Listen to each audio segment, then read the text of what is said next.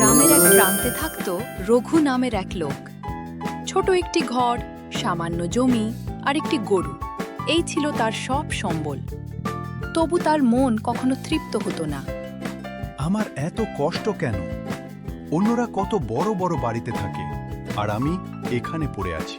তার স্ত্রী মাধবী ছিল শান্ত স্বভাবের মানুষ। রঘু, যা আছে তাতেই সুখ খুঁজে নাও, লোভ করলে শান্তি হারাবে। তুমি কিছু বোঝ না, বড় লোক না হলে সম্মান নেই। একদিন বাজারে গিয়ে রঘু এক আশ্চর্য খবর শুনল।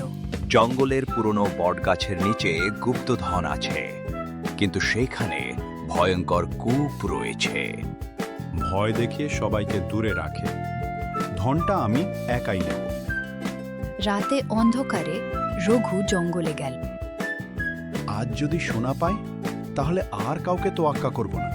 অনেক খোঁড়াখড়ির পর সে একটি ছোট সিন্দুক পেল।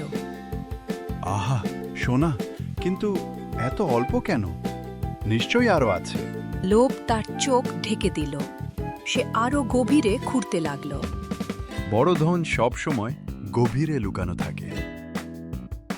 হঠাৎ মাটি ধসে পড়ল। ওহ, বাঁচাও, আমি পড়ছি। গভীর অন্ধকারে সে কাঁপতে লাগল। আমি ভুল করেছি, শুধু একবার যদি বাঁচতে পারি। সকালে জঙ্গলের পাশে লোকজন জড়ো হল। এখানে শব্দ পাচ্ছি, কেউ কি পড়ে গেছে? দেখো, রঘু কূপে পড়ে আছে। অনেক কষ্টে তাকে উদ্ধার করা হলো। লোভে তোমাকে এখানে এনে ফেলল রঘু। রঘুর শরীর ভেঙে গিয়েছিল, সোনার সিন্দুকটাও হারিয়ে। আজ বুঝলাম, অল্পে সন্তুষ্ট না হলে সব হারাতে হয়। অতি লোভ সর্বনাশের মূল। সেই দিনের পর রঘু বদলে গেল।